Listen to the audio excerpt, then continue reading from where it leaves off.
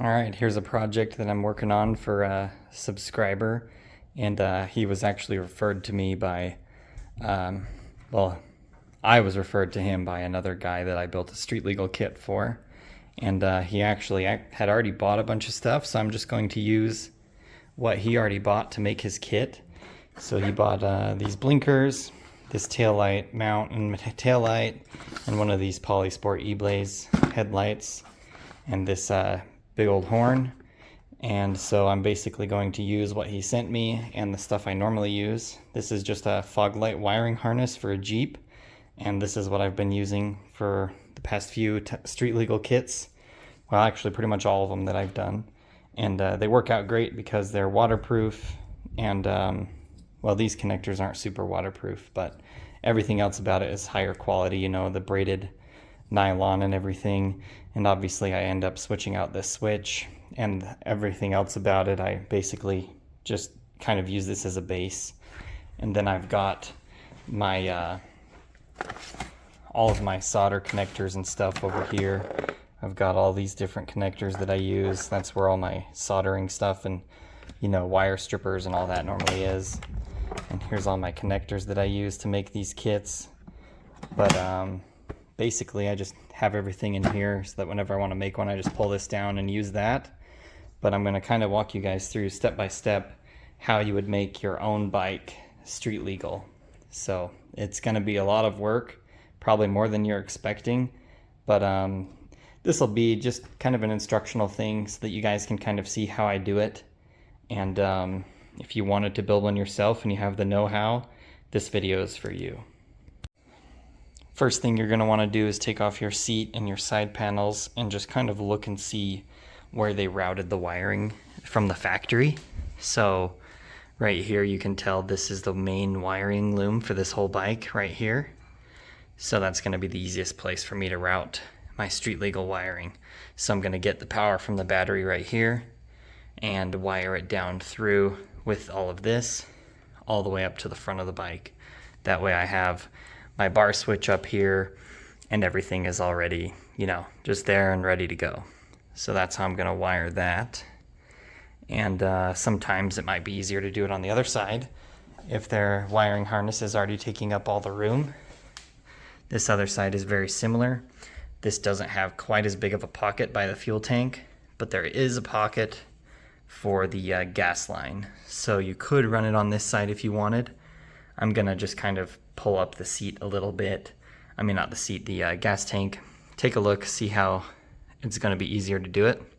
I'm also gonna take these side panels off so that I can, you know, hide my wiring a little bit better as I do this. But this is also the bike that I'm gonna be basing off of for my new measurements and stuff, just to make the kits that much better and, you know, fit just a little bit better. Before I've just left wires long just in case, but I think that this is pretty much very similar length and size to all the other ones, and routing should be very similar. So I will leave it a tiny bit longer just in case something needs to be changed or the bike is a little bit different, but for the most part it's going to be, you know, pretty much the perfect length.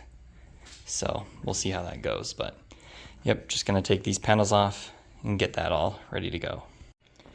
Okay, after getting those side panels off, I was looking into this a little bit closer, and on this side of the bike there are no clips to manage the wiring at all. So even this radiator fan plug goes to the other side.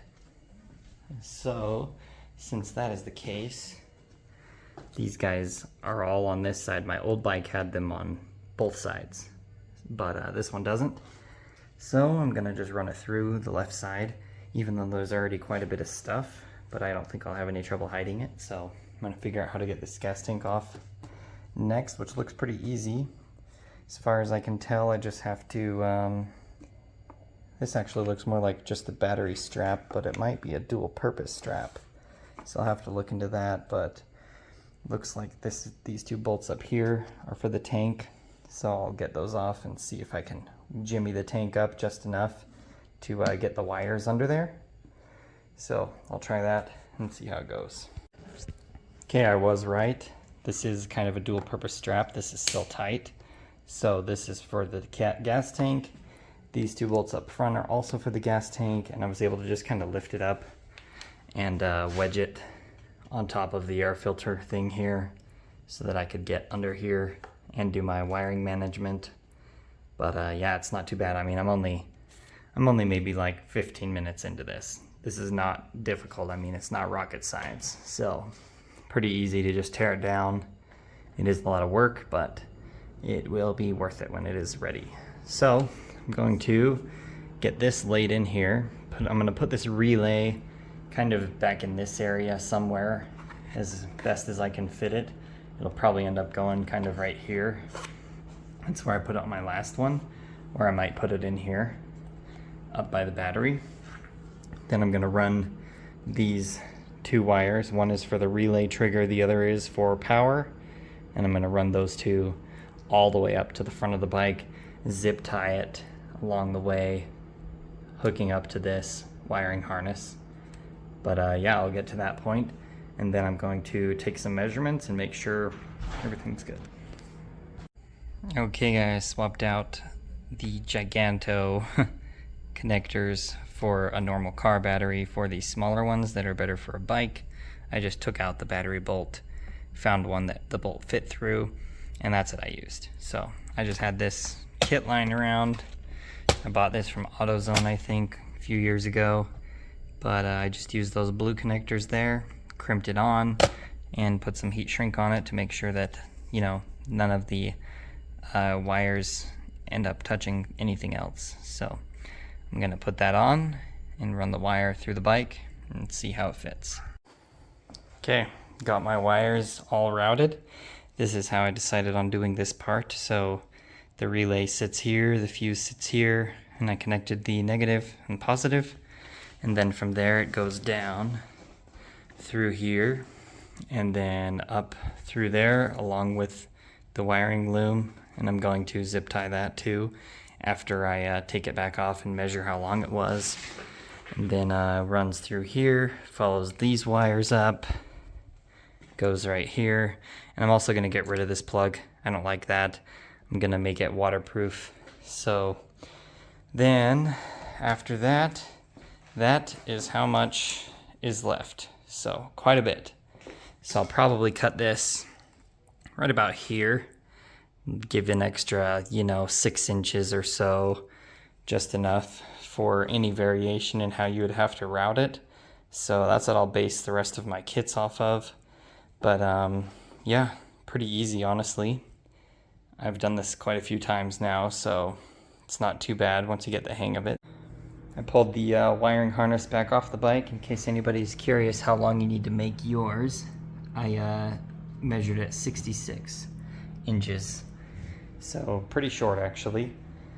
It's mostly a straight shot from the battery, so I measured from the end of the relay because that's the real measurement you need to worry about, all the way to where I ended up cutting it. So 66 inches should give you a little bit of extra space to maneuver your wires around, do whatever you need to do. But yeah, that should work perfectly. Okay, this is the type of thing you have to look out for when you're looking to build a street legal kit.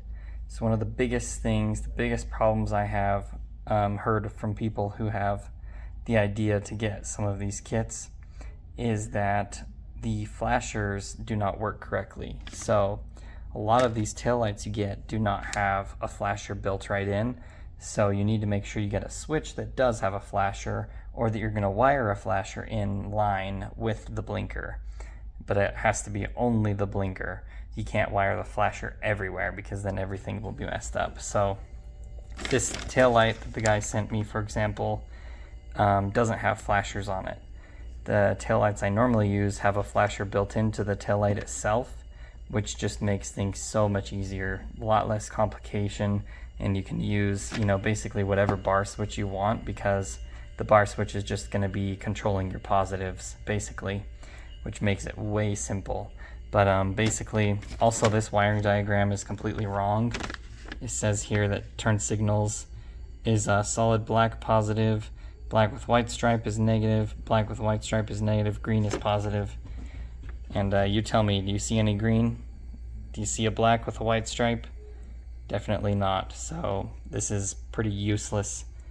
I wish that people would pay more attention to what they're sending out with their wiring diagrams, but it is what it is. But anyway, I'm gonna contact the guy that I'm building this for, make sure, find out what he wants to do. I might end up just giving him one of my taillights, and maybe he cuts this one off and puts the one that I normally supply on it. I don't know. Anyway, I'm gonna double check the blinkers now and make sure that they have flashers built in, because if these don't, then that will also be quite a major issue. This is what the light should do if you just connect it directly to power if it has a built-in flasher. So it's a lot easier, obviously, because all you gotta do is get it power and then it will automatically do the blinker. Okay, I got it all wired up and the wires are tucked away and hidden right next to the original engine wiring harness. And I got these zip tied up onto here. Make sure you don't zip tie to these. These are your throttle cables and clutch cables. If you do that, it might bind them up, so only zip tie to other electrical wires. Got it run up there. And this one right here is for the taillight. It's a 5-pin. And then one of these is for the relay trigger, and the other is for power. So that's basically all you're gonna need to go from the back of the bike clear to the front, and then the rest will be done right here at the bars, and then you'll need to mount the taillight as well. So that's pretty much it, but I'm going to reassemble everything right now because everything else can be done with basically front number blade off, and that's about it. And I did just tuck away this taillight wire for now because I'm not going to install a taillight just yet, but I will be doing that next. So once I'm done with everything else I need to do first, then I'll get to that.